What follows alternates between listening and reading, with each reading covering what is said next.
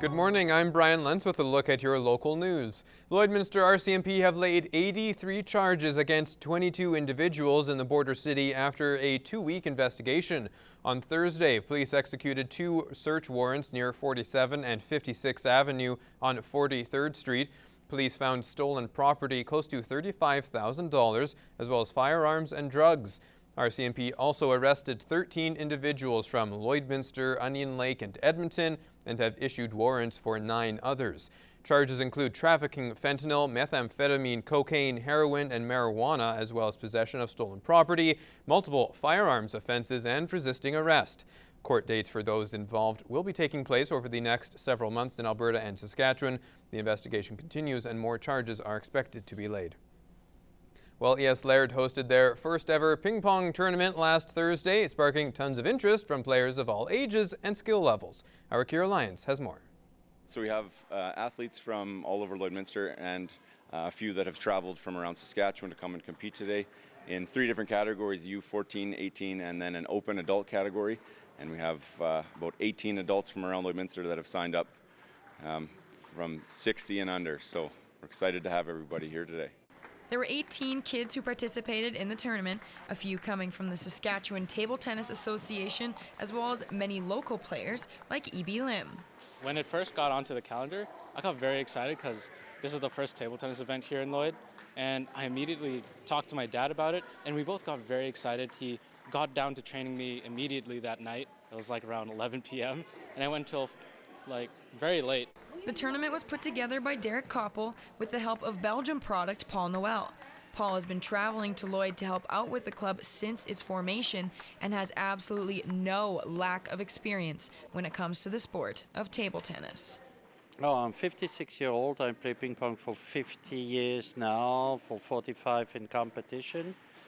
And I started as a professional coach in the professional league in Germany in '89 for 4 years. I was a national coach for the Netherlands, for the men's team. And then after I was a couple of years in Luxembourg. It's been outstanding to have him come for the last 6 years and see him work with the kids and the tips that he gives them and the way he's able to make them better right away. And he just gets them excited about the sport. Once they see a little bit more success and they get a little bit better right away, everybody gets really excited.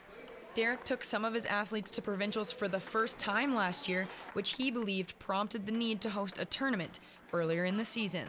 They've already been asking me when provincials are this year, so we'll definitely be taking another team. I imagine we'll be taking a few more athletes this year because there is just a higher level of excitement this year, and hosting this tournament here, I hope, brings a little bit more awareness and a little bit more action in the club. For the first time, we will have an interesting small group to start, not really top level, but really interesting to see. This week, they are putting together a team and heading to the Saskatchewan Winter Games tryouts being held next Saturday. Starting March 21st, you will now be able to fly direct from Lloydminster to Calgary. WestJet made the announcement last Friday. The company is introducing WestJet Link, a new service that will allow them to expand into 5 new communities across Alberta and BC. Well, Lloydminster is one of a few markets that we've been looking at for a number of years that we wanted to fly to, but we didn't have the right airplane for it. WestJet partnered with Pacific Coastal Airlines to start WestJet Link. Pacific Coastal will be providing the 34-seater aircrafts. Zoten says this partnership allows WestJet to keep the cost of flying low for passengers. Working with Pacific Coastal, we were able to work with them to use our existing low-cost structure. We already have the infrastructure. We have a website. We have all the different things that are required to sell tickets, and they have great operating costs as well. They've been successful out in BC and Vancouver. Based on their low cost of operation. So you really put us together, and it allows us to offer a low fare in the market. The non-stop service from Lloydminster to Calgary will be flying once daily year-round. Once in Calgary, passengers will be able to easily access more destinations.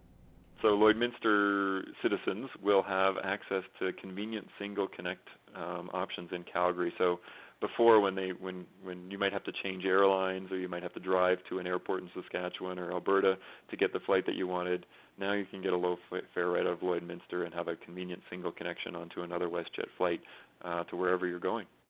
There will also be a daily flight from Calgary to Lloydminster. Well, getting the best out of athletes is being helped by the work of sports psychologists. But the relationship between high-performance athletes and their furry, four-legged charges calls for a bit more. Gerard Lampow gets a fresh perspective from a performance coach.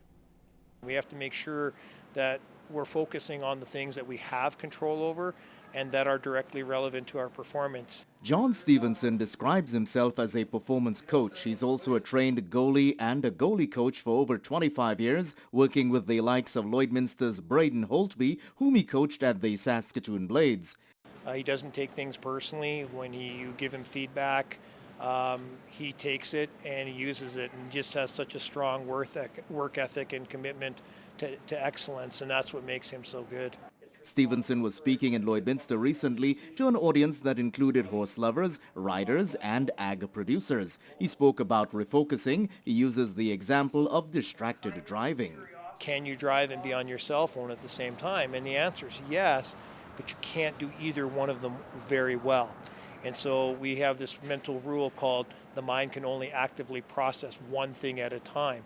So this illusion of having split vision is just that, it's an illusion. He says athletes need to be less critical of themselves. Even the best lose focus, and what they need to be good at is catching when they get distracted and bringing it back. And what I try to reassure athletes, that's okay. There's nothing wrong with that. That's called being human. Even the best Olympic athletes or pros are going to lose their focus.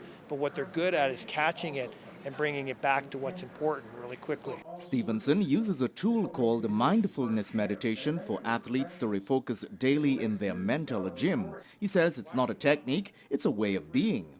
Mindfulness meditation is something that I definitely use because the research more and more now with functional MRIs and brain scans literally shows that the brain is actually neurologically changing as a result of doing this type of training. Being present right here, right now applies also to athletes and their relationships between themselves and high-performance animals like horses. You're always doing this check-in with yourself and with your horse to make sure that, because you might be at a 4, but the horse might need to be at a 7. And to me, the best in the field really recognize and honor their partner. Stevenson says be more compassionate on yourself, accept your humanity, and that you will make mistakes. Remember, even gold medal athletes did not get it right the first time. Gerard Lampow, Newcap News. Well, Christmas can be a stressful time of year for many, especially when a family needs to worry about putting food on the table. In this week's edition of Retrospect, we see how organizations within Lloydminster continue to help bring Christmas cheer to every household.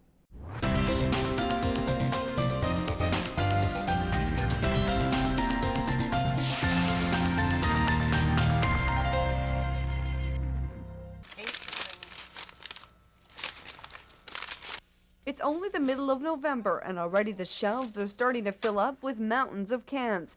Every winter for the past 9 years, Jackie Thompson can be found here, doing the job she loves best, helping needy families at Christmas. This year, to her surprise, Lloydminster residents are not waiting until the last minute to donate to the food bank. We're just beginning to anticipate the effects of Christmas again in this community.